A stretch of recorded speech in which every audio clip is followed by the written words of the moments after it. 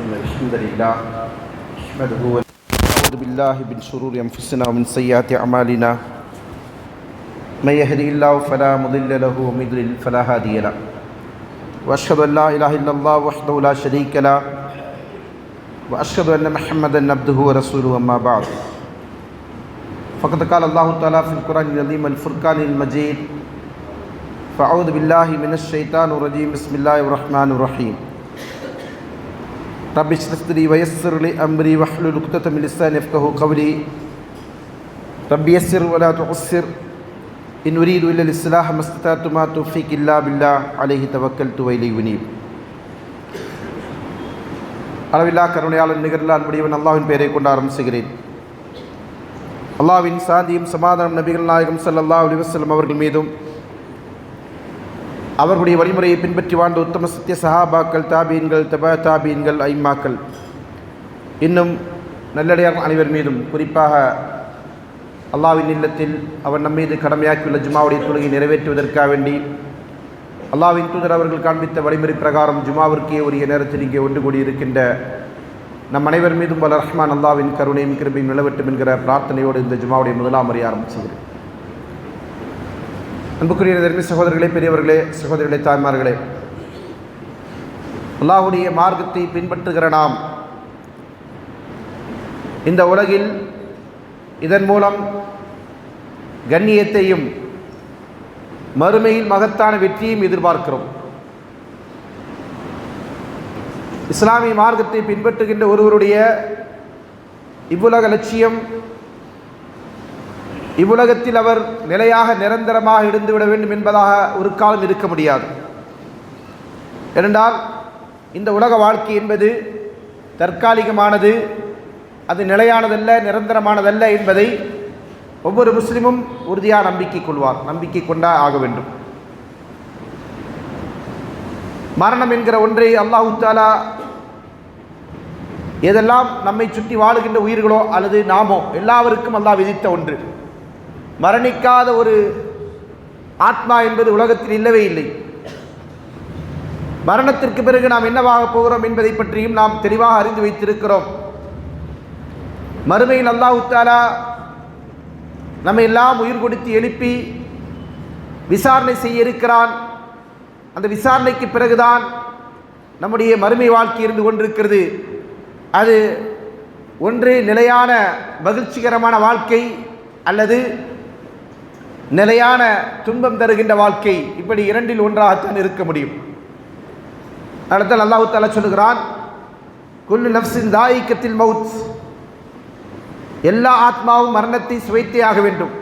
மரணத்தினுடைய டேஸ்ட் மனிதன் நினைச்சான், ஒவ்வொரு ருசியையும் அறிந்து கொள்வதற்கு ஆசைப்படக்கூடியவன்.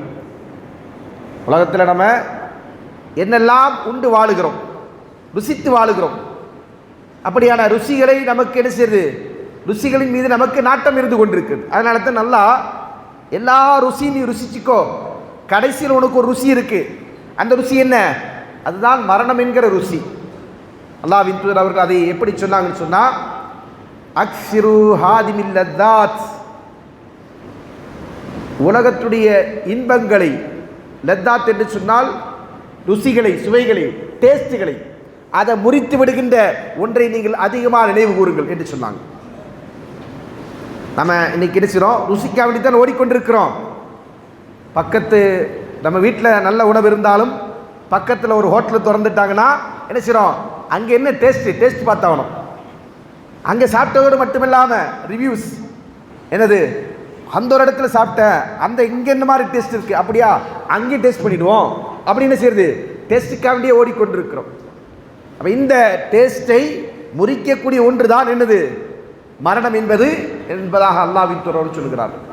அதைத்தான் அல்லாஹ் என்ன சொல்கிறார், குல்லு நஃப்ஸின் தாயிகத்தில் மவுத், ஒவ்வொரு நஃப்ஸும் மரணத்தை சுவைத்தே ஆக வேண்டும். மரணம் இல்லாத ஒரு வாழ்க்கை இந்த உலகத்தில் யாருக்குமே இல்லை. இப்போ மரணம் என்பது எப்போது, அதை பற்றி ஞானமாவது நம்மிடத்தில் இருக்கிறதா? நிச்சயமாக இல்லை. அந்த அறிவு நமக்கு கொடுக்கப்படவே இல்லை. நாம் ஒவ்வொருவரும் மரணிக்க இருக்கிறோம் என்பது மட்டும்தான் நமக்கு தெரியும்.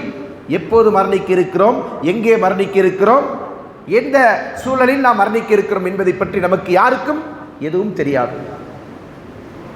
அல்லாஹ் தஆலா அல் குர்ஆனிலே சொல்லி காட்டுகிறான், வ இன்னமா துவஃபௌன உஜூரக்கும் யௌமல் கியாமா. மரணமும் வாழ்க்கையும் அல்லாஹ் எதற்காக தந்திருக்கிறான் என்று சொன்னால், ஹுவல்லதி ஹலக்கல் மௌத்த வல் ஹயாத்த லியப்லுவக்கும் அய்யுக்கும் அஹ்ஸனு அமலா. அவன்தான் உங்களுக்கு வாழ்வையும் மரணத்தையும் அமைத்திருக்கிறான். எதற்காக வேண்டி? வாழ்வும் மரணமும் படைக்கப்பட்டிருக்கிறது. எதற்காக வேண்டி படைக்கப்பட்டிருக்கிறது? உங்களில் யார் அழகான செயல்களை செய்யக்கூடியவர்கள் என்பதை சோதிப்பதற்காக வேண்டி என்று அல்லாஹ் சொல்லுகிறான். அதைத்தான் முதலாவது நாம் ஓதி காட்டிய வசனத்தில் அல்லாஹ் சொல்லுகிறான், இன்னமா துவஃபௌன உஜூரக்கும் யௌமல் கியாமா. உங்களுடைய செயல்களுக்கான பரிபூர்ணமான கூலி, நீங்கள் எதை செய்து கொண்டு இருந்தீர்களோ அதற்கான நிரப்பமான கூலி, நன்மையாக இருந்தால் நன்மை, தீமையாக இருந்தால் தீமை, பாவமாக இருந்தால் அதற்கேற்ப தண்டனை, நீங்கள் செய்த நல்லறங்கள் அதெல்லாம் நாளை மறுமையில் நம்முடைய நன்மையின் தராசில் வைக்கப்பட்டு அதற்கு தக்க நமக்கு மறுமையில் கூலி கொடுக்கப்படும் என்பதை அல்லாஹ் தஆலா சொல்லி காட்டுகிறான். உங்களுடைய செயல்களுக்கான பரிபூர்ணமான கூலி அது ஒருபோதும் இந்த உலகத்தில் கிடைக்காது. உலகத்தில் நாம் செய்யக்கூடிய, நாம் உழைக்கக்கூடிய உழைப்பிற்கான பிரதிபலனை, நாம் செய்யக்கூடிய நல்லறங்களுக்கான நன்மைகளை முழுமையாக பெற்றுவிட முடியுமா என்று கேட்டால் முடியாது. அப்படி ஒருவருக்கு உலகத்திலே எல்லாம் கிடைக்கணும்னு சொன்னால் அல்லாஹ்வின் தூதர் ஸல்லல்லாஹு அலைஹி வஸல்லம் அவர்கள் சொன்னது போன்ற ஒரு வாழ்க்கையாக அவருடைய வாழ்க்கை இருக்கணும். என்ன சொன்னாங்க ரசூலுல்லாஹி அவர்கள்? அத்துன்யா ஜன்னத்துலில் காஃபிர். காஃபிருக்கு இந்த உலகம் சொர்க்கம். காஃபிரை பொறுத்தவரை நினைத்தது போன்று, விரும்பியது போன்று வாழ்க்கை வாழ இந்த உலகம் அவருக்கு வாய்ப்பு கொடுக்கிறது. அல்லாஹ் அதை வழங்கி இருக்கிறான். அதே நேரத்தில் மூமினை பொறுத்தவரையில் சிஜ்னுலில் மூமின் என்று சொன்னாங்க. இந்த உலகத்தை பொறுத்தவரையில் மூமினுக்கு ஒரு சிறைச்சாலை என்று நபி ஸல்லல்லாஹு அலைஹி வஸல்லம் சொன்னார்கள். சிறைச்சாலையை பொறுத்தவரையில் ஒரு மனிதன் அங்கே கைதியாக இருக்கிறான் என்று சொன்னால் அவனுக்கான பல்வேறு சுதந்திரங்கள் மறுக்கப்படும், உரிமைகள் மறுக்கப்படும், பல்வேறு விதமான சிரமங்களை, கஷ்டங்களை தாங்கிக் கொண்டுதான் அங்கே அவன் வாழ வேண்டும். அப்படி ஒரு நெருக்கடி வாழ்க்கை தான் உலகில் மூமினை பொறுத்தவரையில் இருந்து கொண்டிருக்கிறதே தவிர அவனுக்கு இங்கே அவன் விரும்புகின்ற எல்லாவற்றையும் அனுபவித்துக் கொண்டு வாழுகின்ற வாழ்க்கை என்பது இல்லை என்பதைத்தான் அல்லாஹ் தஆலா நமக்கு சொல்லி காட்டுகிறார். அதனால தான் ரசூலுல்லாஹி ஸல்லல்லாஹு அலைஹி வஸல்லம் இப்படி ஒரு உதாரணத்தை நமக்கு சொன்னார்கள். அப்போ இந்த உலகத்தில் நாம் நம்முடைய செயல்களுக்கான நிரப்பமான கூலியை பெறமாட்டோம். நான் நல்லது செய்தாலும் பெறமாட்டோம். சில பேர் இப்படி யோசிப்பாங்க, என்னென்னு, நான் நல்லவனாக இருக்கிறேன், நல்லதே செய்கிறேன், ஆனால் எனக்கே சோதனை, எனக்கே கஷ்டம்.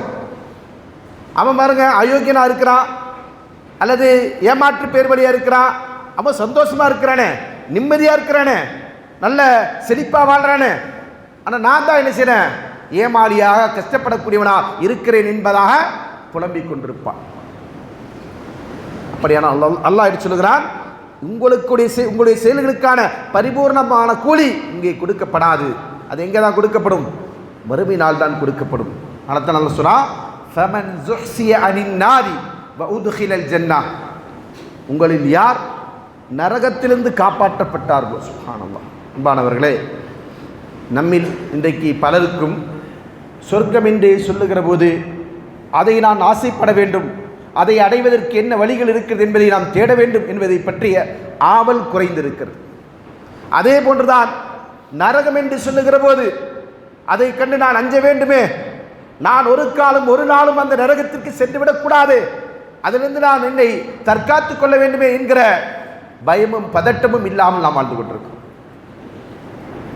நாம் நாளை மறுமையில் நரகத்திலிருந்து காப்பாற்றப்பட்டால் சுப்ஹானல்லாஹ், நம்முடைய வாழ்க்கையில் நாம் அடைகின்ற மிகப்பெரிய பாக்கியம் அது. அதனால தான் நபி ஸல்லல்லாஹு அலைஹி வஸல்லம் அவர்கள் சொல்கிறார்கள், நாளை மறுமையில் ஒரு மனிதன் அழைத்து வரப்படுவான். அல்லாஹ் தஆலா அவனை விசாரிக்கிறான். அல்லாஹ் அவனிடத்தில் கேட்கிறான். என்ன கேட்கிறான்?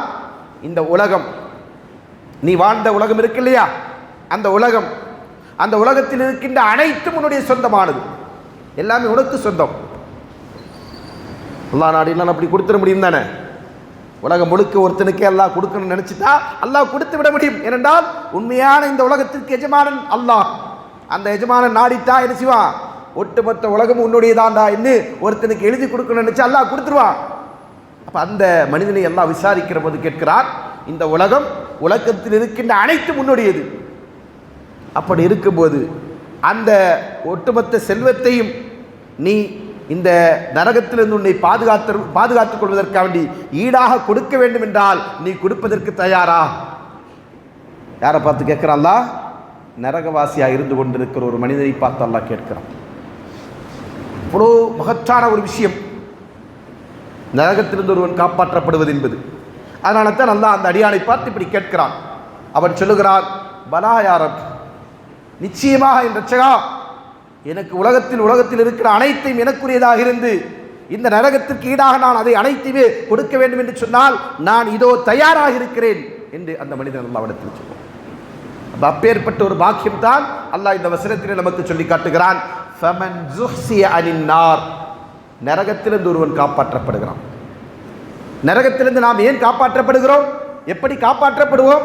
அல்லாஹ் தஆலா அந்த அடியானத்தில் கேட்கிற போது, நான் இதைவிட அற்பமான ஒன்றை உன்னிடத்தில் கேட்டேன். யஅபுதுனி வலா யுஷ்ரிக் பி ஷையா, என்னை மட்டும் நீ வணங்க வேண்டும், எனக்கு எந்த ஒன்றையும் இணை கற்பிக்க கூடாது என்பதுதான் உலகத்தில் உன்னிடத்தில் நான் வைத்த கோரிக்கை. அதை நீ மறுத்தாய், இன்றைக்கு நீ நரகத்திற்கு செல்கிறான். ஒரு மனிதன் நாளை மறுமையில் நரகம் செல்லாமல் இருக்க வேண்டும் என்று சொன்னால் அதில் அவன் முதலாவது தவிர்த்து கொள்ள வேண்டிய விஷயம் என்ன? கொள்கை அவனிடத்தில் சரியாக இருக்க வேண்டும். தௌஹீதில் அவன் சரியாக இருக்கும். அல்லாஹ் ஒருவனை மட்டுமே வணங்க வேண்டும், அவனிடம் மட்டுமே நம்முடைய தேவைகளை கேட்க வேண்டும், அவனுக்காக மட்டுமே இபாதத்துகளை அர்ப்பணிக்க வேண்டும் என்கிற அடிப்படையில் அவன் கொள்கை தெளிவுள்ளவனாக இருக்க வேண்டும். அப்படி இருந்தால் மட்டும்தான் நரகத்திலிருந்து அவன் காப்பாற்றப்படுவான். அடுத்ததாக நம்முடைய அமல்கள், அல்லாஹ் நமக்கு கட்டளையிட்டிருக்கின்ற கடமையாக்கி இருக்கின்ற வணக்க வழிபாடுகளை நல்லறங்களை நாம் செய்யக்கூடியவர்களாக இருந்தால் நாம் நரகத்திலிருந்து காப்பாற்றப்படுவோம். தொழுகையாளியாக இருக்க வேண்டும், அதே போன்று நோம்பாளியாக இருக்க வேண்டும், ஜக்காத் கொடுக்க வேண்டும், ஹஜ்ஜை நிறைவேற்ற வேண்டும் என்று என்னெல்லாம் கடமைகள் அல்லாஹ் நமக்கு கட்டளையிட்டிருக்கிறானோ அந்த கடமைகளில் எதெல்லாம் என் மீது கடமையாகி விடுகிறதோ அந்த கடமைகளை நான் நிறைவாக செய்யாத வரையில் சொர்க்கம் செல்ல முடியாது, நரகத்திலிருந்து நாம் பாதுகாத்துக் கொள்ள முடியாது. அப்போ அதன் அடிப்படையில் கடமைகளை செய்யக்கூடியவர்களாக இருக்க வேண்டும், தான தர்மங்களை செய்யக்கூடியவர்களாக இருக்க வேண்டும். அல்லாஹ்வின் தூதர் ஸல்லல்லாஹு அலைஹி வஸல்லம் அவர்கள் மக்களை அழைத்து விட்டு சொல்லுகிறார்கள், வத்தக்குன் நார வலோ பிஷிக்கி தம்ரா, நீங்கள் பேரித்தம்பழத்தின் பகுதியை தர்மம் செய்தாவது உங்களை நீங்கள் நரகத்திலிருந்து காப்பாற்றிக் கொள்ளுங்கள். நாளை மறுமையில் நம்மை நரகத்திலிருந்து காப்பாற்றுவதற்கு நம்முடைய அமல்கள் தான் முதலாவது நிற்க வேண்டும். அது இல்லாத போது நமக்கு என்ன செய்யாது? நாளை மறுமையில் எந்த பரிந்துரையும் பயனளிக்காது. அதனால தான் நபி ஸல்லல்லாஹு அலைஹி வஸல்லம் அவர்கள் தம்முடைய இரத்த பந்த உறவுகளை அழைத்து விட்டு சொல்கிறார்கள், யா ஃபாத்திமத்த பின்த் முஹம்மதின் சலீனி மின் மாலி மின் மாஷீதி, ஃபாத்திமா, முஹம்மதின் மகள் ஃபாத்திமாவே, அல்லாஹ்வின் தூதர் ஸல்லல்லாஹு அலைஹி வஸல்லம் அவர்கள் தன்னுடைய பிள்ளைகளில் என் ஈரக்கொலை என்று சொன்ன ஒரே மகள் ஃபாத்திமா ரலியல்லாஹு அன்ஹா அவர்கள். அந்த ஃபாத்திமா ரலியல்லாஹு அன்ஹா இடத்தில் ரசூலுல்லாஹி ஸல்லல்லாஹு அலைஹி வஸல்லம் அவர்கள் அழைத்து விட்டு சொல்கிறார்கள், முஹம்மதின் மகளே, என் அன்பு மகளே ஃபாத்திமாவே, என் செல்வத்திலிருந்து நீ எதை விரும்புகிறாயோ அதை கேள், என்னிடத்தில் இருக்கிறதெல்லாம் உனக்கு தருவதற்கு தயார். ஏன்னா அப்போ ரசூலுல்லாஹி ஸல்லல்லாஹு அலைஹி வஸல்லம் அவர்களுக்கு இவங்க மட்டும்தான் மகளாக இருக்கிறாங்க, அதையும் புரிந்து கொள்ளணும். வேற எந்த மகளும் உயிரோடு இல்லை, ஹயாத்தோடு இல்லை. அல்லாஹ்வின் தூதருக்கு இவர்கள் ஒரு மகள் மட்டும்தான் அன்றைக்கு ஹயாத்தோடு இருந்து கொண்டிருக்கிறார்கள். அந்த மகளை அழைத்து விட்டு சொல்கிறார்கள், அன்கிதி அன்ஃபுஸகி மினன் நார், ஆனால் உலகத்தில் என்கிட்ட என்ன வேணாலும் கேட்டுக்கோ, எதை வேணாலும் எடுத்துக்கொள், ஆனால் நாளை மறுமையில் உன்னை நரகத்தை விட்டு என்னால் காப்பாற்ற முடியாது, நீயே உன்னை காப்பாற்றிக்கொள். அல்லாஹ்வின் தூதர் ஸல்லல்லாஹு அலைஹி வஸல்லம் அவர்கள் தன்னுடைய அன்பு மகளுக்கு சொல்லுகின்ற உபதேசம் என்ன சொன்னாங்க? உன்னை நரகத்தை விட்டு நீயே காப்பாற்றிக்கொள், நான் ஒன்றும் உனக்கு செய்ய முடியாது. அப்படிப்பட்ட ஒரு நாள் தான் மறுமை நாள். அந்த நாளை அஞ்சிக் கொள்ள வேண்டும். நம்முடைய எல்லா அமல்களையும் அந்த நாளை முன்னிறுத்தி கொண்டு இருக்க வேண்டும் என்பதைத்தான் அல்லாஹ்வின் தூதர் ஸல்லல்லாஹு அலைஹி வஸல்லம் நமக்கு அறிவுறுத்துகிறார்கள். அதனால தான் வத்தக்குன் நார வலோ பிஷிக்கி தம்ரா, பழத்தின் பகுதியை தர்மம் செய்தாவது நீங்கள் என்ன செய்யுங்க? உங்களை நரகத்திலிருந்து காப்பாற்றிக் கொள்ளுங்கள். அல்லாஹ் தஆலா நம்மை சுற்றி பல்வேறு விதமான கடமைகளை அமைத்திருக்கிறான், பொறுப்புகளை தந்திருக்கிறான். ஆனால் இந்த பொருளாதார மோகம் கொண்டிருக்கிற உலகத்திலே நாம் என்ன செய்கிறோம்? அந்த பொறுப்புகளை கடமைகளை எல்லாம் உதாசீனம் செய்கிறோம். அண்டையில் ஒருவன் பசித்திருக்கிறான், அவனுடைய பசியை பற்றி நாம் பொறுப்பெடுத்துக் கொள்கிறோமா, அக்கறை கொள்கிறோமா என்றால் இல்லை. அக்கறை கொள்கிறோம். எப்படி? பாவம், பரிதாபப்படுகிறோம். அவ்வளவுதான். அந்த பரிதாபத்தோடு கடந்து சென்று விடுகிறோம். நான் என்ன செய்ய வேண்டும்? எனக்கான கடமை என்ன? எனக்கான பொறுப்பு என்ன? ஏன் அல்லாஹ் எனக்கு செல்வத்தை தந்திருக்கிறான்? எனக்கு தந்த செல்வம் எனக்கு மட்டுமே உரியதா? இதை குறித்து நாளை என்னுடைய ரப்பு என்னிடத்தில் விசாரிக்க மாட்டானா என்பது போன்ற சிந்தனை இல்லாமல் நாம் கடந்து சென்று கொண்டிருக்கிறோம். அன்பானவர்களே, நாளை மறுமையில் நாம் நம்மை பாதுகாத்துக் கொள்ள வேண்டும், தற்காத்துக் கொள்ள வேண்டும் என்று சொன்னால் அதற்கு நம்முடைய அமல்கள், கொள்கை, வணக்க வழிபாடுகள், நம்முடைய நல்லறங்கள் என்பது முதன்மையாக இருக்க வேண்டும். அதனால தான் அல்லாஹ் சொல்கிறான், ஃபமன் ஜுஹ்ஸிய அனின் நாரி வ உத்கிலல் ஜன்னah, சொர்க்கத்திற்குள் அவன் நுழைவிக்கப்பட்டால் ஃபக்கத் ஃபாஸ், அவன் வெற்றி அடைந்து விட்டான். சுப்ஹானல்லாஹ். அதுதான் உண்மையான வெற்றி. வேறு எதுவும் என்ன இல்லை, நிலையான வெற்றி அல்ல. இந்த உலகில் நாம் அதிகாரத்தை பெறுகிறோம், போட்டியிடுகிறோம், ஆட்சி பெறுகிறோம், அதற்காக வேண்டி போட்டி போடுகிறோம், அங்கெல்லாம் வெற்றி கிடைக்கிறது என்று சொன்னால் அந்த வெற்றி நமக்கு நிலையானதாக நிரந்தரமானதாக இருந்துவிடப் போகிறதா என்றால் இல்லை. இன்றைக்கு நாம் வெற்றி பெறுவோம், நாளைக்கு வேறொருவர் வெற்றி பெறுவார். நம்முடைய இடத்தை வேறொருவர் நாளைக்கு என்ன செஞ்சிருவார்? சொந்தமாக்கிக் கொள்வார். நம்முடைய இடம் என்று நாம எதை பிடித்து வைத்திருக்கிறோமோ அது இன்னொருவர் என்ன செய்வார்? அதை உரிமை கொண்டாடுவதற்கு, அதை எனக்குரியது என்று சொந்தம் கொண்டாடுவதற்கு வந்து விடுவார். ஆனால் நாளை மறுமையில் அல்லாஹ் நமக்கு தர இருக்கின்ற வெற்றி எப்படிப்பட்டது? மகத்தான வெற்றி. தாலிகல் ஃபௌசுல் அதீம் என்று அல்லாஹ் இன்னொரு வசனத்தில் அந்த வெற்றியை பற்றி சொல்கிறான். அதுதான் மகத்தான வெற்றி. எது? நிலையான அந்த சொர்க்கத்திற்கு ஒருவன் நுழைவது. அப்படிப்பட்ட சொர்க்கத்திற்கு செல்வதற்கான பாதைகளைத்தான் இஸ்லாம் நமக்கு அறிவுறுத்தி இருக்கிறது. அதில் ஒன்றுதான் அல்லாஹுடைய மார்க்கத்திற்கு உதவுதல், அல்லாஹுடைய மார்க்கத்திற்கு உதவி செய்தல். அல்லாஹ் சொல்கிறான், நீங்கள் அல்லாஹ்விற்கு உதவி செய்தால் அல்லாஹ் உங்களுக்கு உதவி செய்வான். அல்லாஹ்விற்கு உதவி செய்தல் என்றால் என்ன? இந்த வசனத்தை சஹாபாக்கள் எப்படி நடைமுறைப்படுத்தினார்கள்? அவருடைய காலகட்டங்களில் அல்லாஹுடைய மார்க்கத்திற்கான தேவைகள் என்று எதை கேட்ட போதிலும் அவர்கள் என்ன செஞ்சாங்க? மனமு வந்து அதை கொடுப்பதற்கு முன் வந்தார்கள். எந்த ஒரு இடத்திலும் அவர்கள் என்ன செய்யல? கஞ்சத்தனத்தின் காரணமாக, உலக மோகத்தின் காரணமாக தங்களுடைய செல்வத்தை அல்லாஹ்வின் பாதையில் கொடுக்காமல் அவர்கள் தடுத்து வைத்துக் கொள்ளவில்லை. எவ்வளவு முடியுமோ அவ்வளவு அவர்கள் என்ன செஞ்சாங்க? கொடுத்தார்கள். இருப்பது இல்லாதது எல்லாவற்றையும் கொடுத்தார்கள். நமக்கு எல்லாருக்கும் தெரியும், சஹாபாக்கள் அனைவருமே செல்வந்தர்களாக, செல்வ செழிப்பில் உயர்ந்தவர்களாக இருந்தார்களா என்றால் இல்லை. ஒரு சில சஹாபாக்கள் தான் செல்வந்தர்களாக இருந்தவர்கள். சஹாபாக்களே செல்வந்தர்கள் யார் என்று கேட்டால் நமக்கு எல்லாருக்கும் தெரிந்த பெயர்கள் என்ன? உஸ்மான் ரலியல்லாஹு அன்ஹு, அதே போன்று அப்துர் ரஹ்மான் பின் அவுஃப் ரலியல்லாஹு அன்ஹு. இப்படி என்ன செய்யலாம்? நாம் விரல் விட்டு எண்ணிடுவோம். அப்படியான ஒரு சில நபித்தோழர்கள் தான் செல்வ செழிப்பில் உயர்ந்தவர்கள். ஆனால் கொடுப்பதை பொறுத்தவரையில் அவர்கள் யாரும் சளைத்தவர்கள் அல்ல. அல்லாஹ்வின் பாதையில் கொடுங்கள் என்று சொன்னபோது அபூபக்கர் அவர்கள் தன்னுடைய குடும்பத்தில் இருக்கின்ற எல்லா சொத்தையும் கொண்டு வந்து கொடுத்தார்கள். உமர் அவர்கள் சொத்தின் பாதியை கொடுத்தார்கள். நான் அபுகைத்தல் யாஹ்லிக்கு அபூபக்கர் என்று கேட்கிற போது அபுகைத் லஹுமுல்லாஹ் வ ரசூலா, அல்லாஹ்வையும் அல்லாஹ்வுடைய தூதரையும் நான் அவர்களுக்காக வேண்டி விட்டு வந்திருக்கிறேன் என்று சொன்னார்கள். அன்பானவர்களே, அவர்களுக்கு அல்லாஹ் தஆலா வாழுகிற காலத்திலே சொர்க்கத்தை உறுதி என்று சொல்லிவிட்டால் ஏன் அவர்கள் இந்த மார்க்கத்திற்காக வேண்டி செய்த தியாகங்கள் ஒன்றா இரண்டா? யோசித்து பாருங்கள். அவருடைய வாழ்க்கையை நாம் எடுத்து பார்த்தால் அவர்கள் என்னெல்லாம் தியாகம் செய்தார்கள், எதை செய்யவில்லை என்று கேட்கக்கூடிய அளவிற்கு அவருடைய வாழ்க்கை இருந்திருக்கிறது. அல்லாஹ்வின் தூதர் அவர்களை ஈமான் கொண்டார்கள். யாருமே நம்பிக்கை கொள்ளாத காலகட்டத்தில் அல்லாஹ்வுடைய மார்க்கத்திற்காக வேண்டி தன்னுடைய சொத்துக்களை எடுத்து கொடுத்து அடிமைகளாக இருந்து கொண்டிருக்கிற, நம்பிக்கை கொண்டிருக்கிற மக்களை விடுவித்தார்கள். அபூபக்கர் அவர்களை பற்றி உமர் அவர் சொல்லுவார்கள். பிலால் ரலியல்லாஹு அவர்களை பற்றி சொல்லும்போது சொல்லுவாங்க, இவர் அபூபக்கர் அவர்கள் யாருன்னா சையிதினா, எங்களுடைய தலைவருக்கு தலைவர்.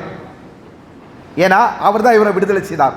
பிலால் ரலியல்லாஹு அவர்கள் அடிமையாக இருந்தபோது அந்த பிலால் ரலியல்லாஹு அவர்களை அடிமை தலையிலிருந்து மீட்டு தன்னுடைய பொருளாதாரத்தை கொடுத்து, அந்த பொருளாதாரத்தை கொடுத்த இடத்துல அவன் சொன்னா, ஒரு தீனார் 2 தீனாருக்கே நான் கொடுத்துருப்பேன். அபூபக்கர் சொன்னாங்க, நீ 100 தீனார் கேட்டிருந்தாலும் நான் கொடுத்துருப்பேன். அவ்வளோ விலை மதிக்க முடியாத ஒரு பொருளாக இவர் பார்க்கிறார். அவன் என்ன செய்யறான்? அற்பமானதாக பார்க்குறான்.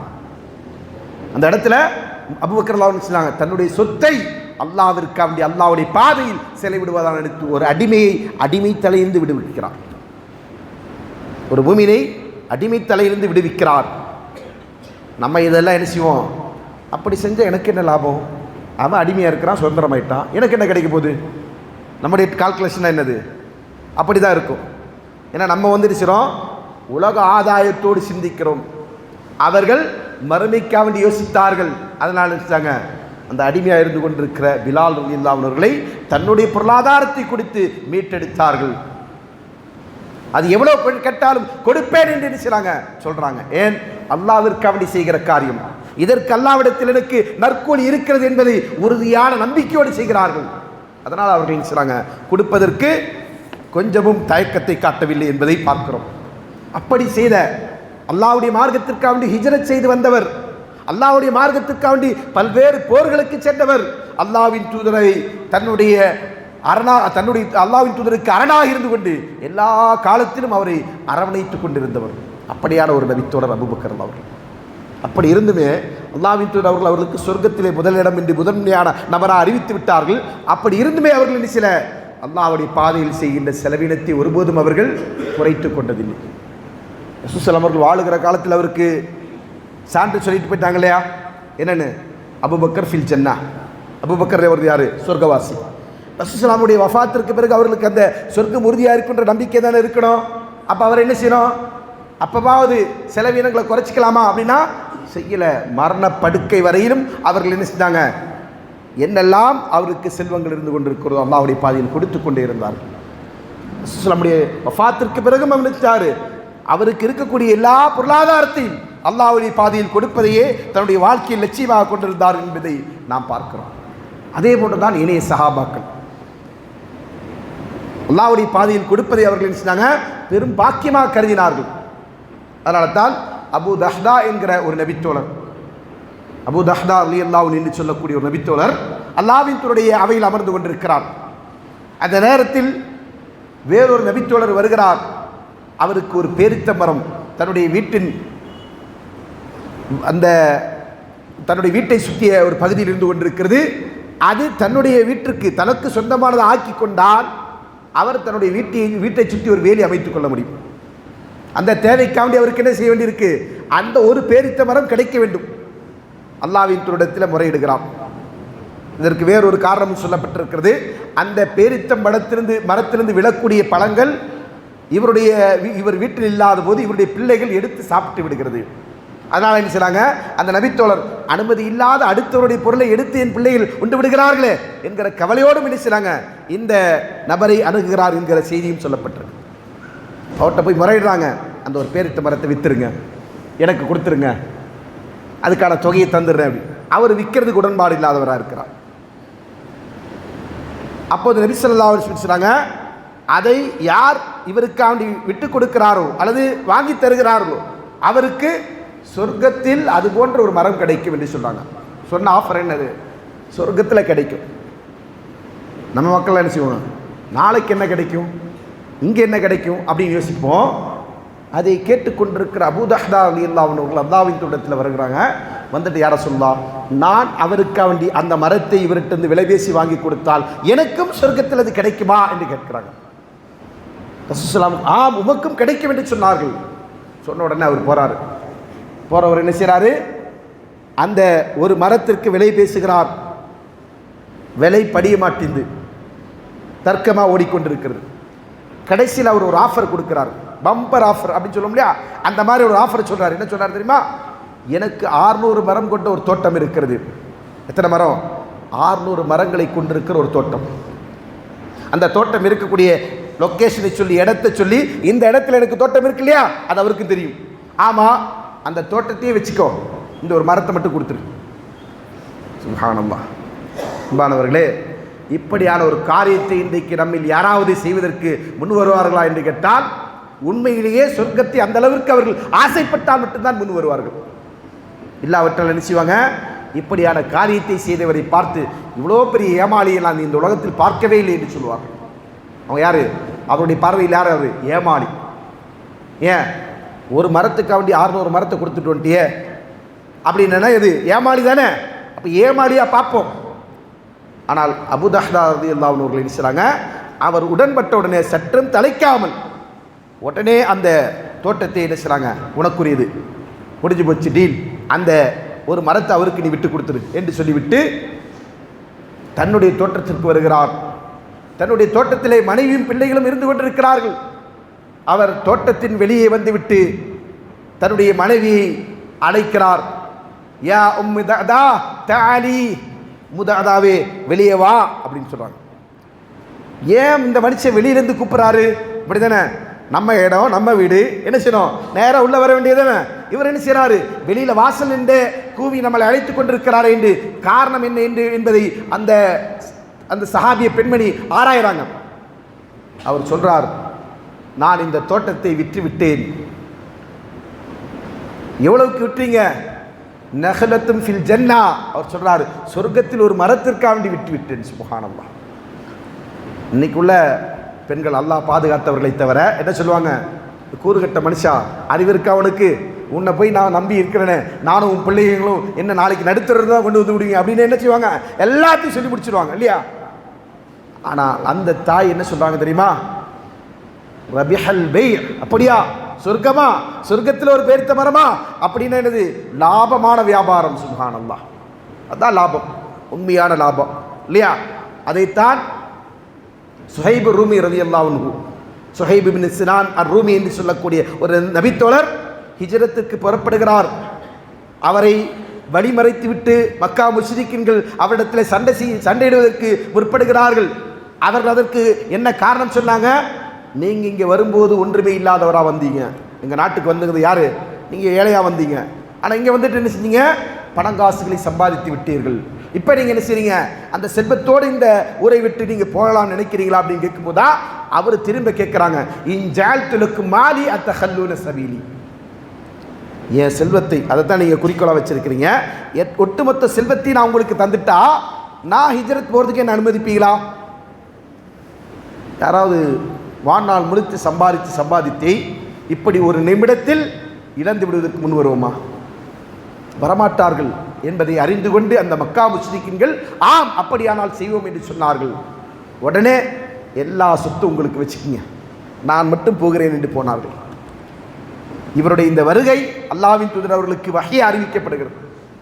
சுஹைப் ரலியல்லாஹு அவர்கள் இப்படி தன்னுடைய ஒட்டுமொத்த செல்வத்தையும் இவ்வளவு நாள் வாழ்நாளில் சம்பாதித்த அத்தனை பணத்தையும் அவர் நினைச்சாங்க அல்லாஹ்விற்காக வேண்டி அங்கே விட்டு வருகிறார் என்கிற செய்தி ரசூலுல்லாஹி ஸல்லல்லாஹு அலைஹி வஸல்லம் அவர்களுக்கு அல்லாஹ் தஆலா வஹி அறிவிக்கிறான். ரசூலுல்லாஹி ஸல்லல்லாஹு அலைஹி வஸல்லம் சொன்னாங்க, ரபிஹ பைஉ சுஹைப், சுஹைப் அவர்கள் செய்த வியாபாரம் மிகப்பெரிய லாபத்தை தருகின்ற வியாபாரம். என்ன வியாபாரம்? அல்லாஹ்விடத்திலே நாம் எல்லாம் ஒரு வியாபார ஒப்பந்தத்தை போட்டுத்தான் இந்த உலகத்திற்கு வந்திருக்கிறோம். என்ன ஒப்பந்தம்? அல்லாஹ்விற்காக வேண்டி, சொர்க்கத்திற்காக வேண்டி என்னுடைய உயிரை, என்னுடைய உடைமையை நான் அல்லாஹ்விற்கு விட்டு விட்டேன். இதான் நமக்கும் அல்லாஹ்விற்குமான ஒப்பந்தம். ஆனால் அன்பானவர்களே, நாம் இந்த ஒப்பந்தத்தை மறந்ததன் காரணமாக, இந்த ஒப்பந்தத்தை பற்றிய ஞாபகம் நம்முடைய உள்ளத்தில் இல்லை என்பதன் காரணமாக, இன்னொரு பக்கம் ஷைத்தான் நம்மை உலக ஆசையில் மூழ்கடித்து விடுகிறான் என்கிற காரணத்தின் காரணமாக நாம் என்ன செய்யறோம், உலகத்திற்காக வேண்டி ஓடிக்கொண்டிருக்கிறோம், இந்த ஒப்பந்தத்தை மறந்து விட்டிருக்கிறோம். இதை பற்றி நமக்கு கவலை இல்லை, அக்கறை இல்லை. மறுமையில் கிடைக்கக்கூடிய இன்பத்தை பற்றி, மறுமையில் கிடைக்க இருக்கின்ற சொர்க்கத்தை பற்றி நாம் கவலைப்படாமல் உலகத்தில் இருந்து கொண்டிருக்கிற லாபங்களை பற்றி, நஷ்டங்களை பற்றி மட்டுமே நாம் கவலைப்பட்டு கொண்டு வாழ்ந்து கொண்டிருக்கிறோம். மறுமை என்பது நிலையானது என்று சொன்னால், அந்த நிறையான மறுமையில் நமக்கு மகத்தான இன்பம் வேண்டும் என்று சொன்னால் நாம் என்ன செய்ய வேண்டும், அல்லாஹ்வுடைய மார்க்கத்திற்கு நாம் உதவக்கூடியவர்களாக இருக்க வேண்டும். இப்படி அல்லாஹ்வுடைய மார்க்கத்திற்கு உதவுவதற்கான வழி என்ன? அல்லாஹ்வுடைய மார்க்கத்தின் வளர்ச்சிக்கு செய்யக்கூடிய பொருளாதாரம். இன்றைக்கு சமூகத்திலே மார்க்க பணிகள் என்பது தடையாக இருந்து கொண்டிருக்கிறது, தொய்வாக இருந்து கொண்டிருக்கிறது. என்ன காரணம் தெரியுமா? பொருளாதாரம் இல்லை என்பதுதான் காரணம். மஸ்ஜிதுகள் தோறும் வகுப்புகள், அதே போன்று பயான்கள், உபதேசங்கள் என்று மக்களுக்கு பாடங்கள் படித்து கொடுக்கப்பட்டு கொண்டே இருக்க வேண்டும். அந்த பணிகள் தொடர்ந்து நடைபெறுகிறதா என்று கேட்டால் இல்லை. என்ன காரணம்? பொருளாதாரம் தான் காரணம். அதே போன்று நம்முடைய சமுதாயத்தின் பெண்களுக்கென்று, சமூகத்தினுடைய ஒவ்வொரு தரப்பினர்களுக்கும் என்று பாடங்கள் நடத்துவதற்கான சூழல்களை மஸ்ஜிதுகள் தோறும் அமைக்க வேண்டும். அமைக்கப்படுகிறதா? இல்லை. எந்த அளவுக்கு சொன்னால், பல பள்ளிகளில் இமாம் கூட இருக்க மாட்டாங்க. ஏன்? பொருளாதாரம் இல்லைங்கன்னு சொல்லுவாங்க. பதில் என்ன? பொருளாதாரம் இல்லை. அப்படி இருந்தாலுமே என்னது, அவருக்கு எவ்வளோ சம்பளம்? அவருக்கு ஒரு 10,000 கொடுக்கலாமா, 12,000 கொடுக்கலாமா? இப்போ தான் அந்த லெவலுக்கு வந்திருக்கிறாங்க. நான் யோசிக்கிறேன், இதுக்கு முன்னாடி வரைக்கும் 8,000 போதுமே, அவருக்கு 6,000 போதுமே. உங்கள் வீட்டுடைய வீட்டு செலவை நீங்கள் அந்த 8,000 கொண்டு 10,000 கொண்டு நடத்தி முடிப்பீர்களா? சொல்லுங்க. உங்களுடைய டீ செலவு ஆகுமா? ஒரு மாதம் உங்கள் டீ செலவுக்கு காசு ஆகுமா? 8,000 10,000ன்றது உங்கள் வண்டிக்கு போடக்கூடிய ஃபியூலுக்கான காசு ஆகுமா? இப்போ நாம் என்ன செய்கிறோம்? அவ்வளோதான், அவங்களுக்கு அது போதும் என்று என்ன செய்கிறோம்? அவர்களை வாழ்வாதாரத்தில் பின்தங்கியவர்களாக இருக்க வேண்டும் என்று நினைக்கிறோம். அதனால் சமூகம் எந்த வளமும் பெறாமல் இருந்து கொண்டிருக்கிறது. அன்பானவர்களே, நாம் அல்லாஹ்வுடைய பாதையில் செய்கின்ற செலவினங்கள் அது அனைத்துமே நமக்கு நன்மையாக முடியும். அல்லாஹ் தஆலா அதில் தான் பரக்கத்து இருக்கிறது என்று சொல்லி காட்டுகிறான். அல்லாஹ் தஆலா சொல்கிறான், மஸலுல் லதீன யுன்ஃபிகுன அம்வாலஹும் ஃபீ ஸபீலில்லாஹ் கமஸலி ஹப்பா. அல்லாஹ்வுடைய பாதையில் செலவு செய்கின்ற செலவினத்திற்கான உதாரணம் ஒரு விதையை போன்றது. அந்த விதை அம்பத்தத் சபா சனாபில 7 கதிர்களை முளைப்பித்தது. ஃபீ குல்லி சும்பலத்தின் மியத்து ஹப்பா, ஒவ்வொரு கதிர்களிலும் 100 தானிய மணிகள். அப்படியானால் நீங்கள் ₹1 அல்லாஹ்வுடைய பாதையில் செலவு செய்கிறீர்கள் என்று சொன்னால் அல்லாஹ் அதற்கு என்ன செய்கிறான்? 100 700 மடங்கு வரைக்கும் அல்லாஹ் அதற்கான பிரதிபலனை தருவதற்கு தயாராக இருந்து கொண்டிருக்கிறான். இதை சொல்லிவிட்டு அல்லாஹ் சொல்கிறான், வல்லாஹு வாசியுன் அலீம், அல்லாஹ் விசாலமானவன். அப்படியானால் அல்லாஹ் 700 மட்டும் சுருக்கிக் கொள்ள மாட்டான். அல்லாஹ் நாடினால் நீங்கள் செய்கின்ற அல்லாஹ்வுடைய பாதையில் செய்கின்ற மறுமையில் நன்மை பெற வேண்டும் என்கிற இஹ்லாஸோடு நீங்கள் செய்கின்ற செலவினங்கள் அல்லாஹ்விடத்தில் 700 மடங்கு, 7,000 மடங்கு, 7 லட்சம் மடங்கு, 7 கோடி மடங்கு என்று அல்லாஹ்விடத்தில் பெருகிக் கொண்டே இருக்கும். அப்படியான நன்மையை நாம் ஆதரவு வைக்கிறோம் என்று சொன்னால் அல்லாஹ்வுடைய பாதையில் செலவு செய்வதற்கு நாம் எந்த நேரத்திலும் யோசித்து விடக்கூடாது. அதிலே நம்முடைய கைகள் சுருங்கி விடக்கூடாது. அதில் நம்முடைய கைகள் விரிந்திருக்க வேண்டும். நம்மால் இயல்பான அளவிற்கு நாம் அல்லாஹ்வுடைய பாதையில் பொருளாதாரத்தை கொடுக்க வேண்டும். ஏனென்றால் இது நம்முடைய மறுமை வெற்றிக்கான காரியம். அல்லாஹ்வின் தூதர்கள் பேரித்தம்பளத்தின் பகுதி அதுதான் உங்களுக்கு முடியும் என்றிருந்தால், அவ்வளவுதான் உங்களுடைய சக்தி என்றிருந்தால், அதை குடித்தும் கூட நீங்கள் உங்களை நரகத்திலிருந்து காப்பாற்றிக் கொள்வதற்கு தவற வேண்டாம் என்று சொன்னார்கள். என்று சொன்னால் அப்படிப்பட்ட நரகத்தினுடைய விடுதலை, சொர்க்கத்துடைய வெற்றியை நமக்கு வாக்களிக்கின்ற ஒன்றுதான் அல்லாஹ்வுடைய பாதையில் செலவு செய்தல் என்பது. அன்பானவர்களே, நம்முடைய ஜமியாவின் கீழ் இயங்கிக் கொண்டிருக்கக்கூடிய ஒரு மஸ்ஜிது சென்னை பல்லாவரத்தில் இருந்து கொண்டிருக்கிறது. அந்த மஸ்ஜிதுக்கு அண்டையிலே ஒரு இடம் மஸ்ஜிதுடைய விரிவாக்க தேவைக்காக வேண்டி, பெண்கள் கல்லூரிக்காக வேண்டி மதரசாவை நடத்துவதற்கென்று வாங்க இருக்கின்றார்கள். அதற்கான பொருளாதாரம் கடன் சுமையாக இருந்து கொண்டிருக்கிற நிலையில் அந்த நிர்வாகத்தினர்கள் இங்கே வந்திருக்கின்றார்கள் வசூலுக்காக வேண்டி. இப்போ நமக்கு ஒரு வாய்ப்பு கிடைத்திருக்கிறது. அல்லாஹ்வுடைய பாதையில் சதக்கா ஜாரியா, நிலையான தர்மம், நம்முடைய மரணத்திற்கு பிறகு, நம்முடைய மௌத்திற்கு பிறகு நாம் நம்முடைய வாரிசுகளுக்கு விட்டு செல்லுகின்ற செல்வத்தை காட்டிலும் அல்லாஹ்விடத்திலே பெரும் பலன் கிடைக்கக்கூடிய ஒரு வழி என்ன? சதக்கா ஜாரியாவை நாம் ஹயாத்தோடு இருக்கிற போது விட்டு செல்வது. அப்படியான வாய்ப்பு நமக்கு கிடைத்திருக்கு. அதன் அடிப்படையில் இன்றைக்கு நாம் இந்த ஜுமாவுடைய வசூலில் அவர்களுக்காக வேண்டித்தான் வசூல் செய்ய இருக்கிறோம்.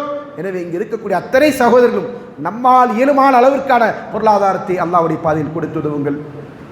அந்த பொருளாதாரத்தை ஒரு ஷேர் ₹7,000 என்று நிர்ணயம் செய்து அதை வசூலித்துக் கொண்டிருக்கிறார்கள். எனவே இயலுமானவர்கள் எல்லாம் அந்த ஷேரை கொடுக்கிறோம். நம்முடைய தாய் தந்தையர்கள், நம்மில் மரணித்த நம்முடைய உறவுகள், அவர்களுக்கெல்லாம் நன்மை சேர வேண்டும் என்கிற ஆசை இருந்தால் அவர்களுக்காக வேண்டிய வினிசலாம் நாம் அந்த சதக்காவில் அவருடைய பேர்களை உட்படுத்தி கொண்டு பங்கு சேரலாம். அல்லாஹ் தஆலா அதற்கான நிரப்பமான கூலியை இம்மையிலும் மறுமையிலும் நமக்கு வழங்குவான். இந்த கூலிதான் நமக்கு நிலையானது. நாம் செய்கின்ற இந்த செலவினம் தான் நமக்கு சிறந்தது. ரசூல் ஸல்லல்லாஹு அலைஹி வஸல்லம் சொன்னார்கள், அஃலு சதக்கத்தின் சிறந்த தர்மங்களில் சிறந்த தர்மம் அந்த தஸத்தக வஅன்த ஸஹீயுன் வ ஸஹீயுன், நீங்கள் ஆரோக்கியமுள்ளவராக செல்வத்தை பெருக்க வேண்டும் என்கிற ஆசை உள்ளவராக இருக்கிற நிலையில் நீங்கள் கொடுக்கிற தர்மம் தான் தர்மங்களில் சிறந்தது என்று சொன்னார்கள். இப்போ நம்ம என்ன செய்கிறோம்?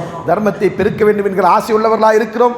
அதே போன்று ஆரோக்கியத்தோடு இருந்து கொண்டிருக்கிறோம். நமக்கான தர்மத்தை நாமே செய்து கொள்ள முடியும் என்கிற அந்த ஆரோக்கியத்தோடு இருந்து கொண்டிருக்கிறோம். இப்படிப்பட்ட நேரத்தில் அந்த தர்மங்களை செய்து அல்லாஹ்வுடைய அன்பையும் அல்லாஹ்வுடைய அருளையும் அவருடைய மறுமையினுடைய ஈரேற்றத்தையும் வெற்றியையும் பெற வேண்டும். அல்லாஹ் தஆலா நம் அனைவருக்கும் அதற்குரிய நல்லதொரு வாய்ப்பினை வழங்கட்டும் என்று கூறி இந்த ஜுமாவுடைய முதலாம் முறையை நிறைவு செய்கிறேன். அக்கூலி கௌலி ஹாதா அஸ்தக்ஃபிருல்லாஹி வலக்கும் வஸ்தக்ஃபிரு லிஸ்ஸாலில் முஸ்லிமீன்.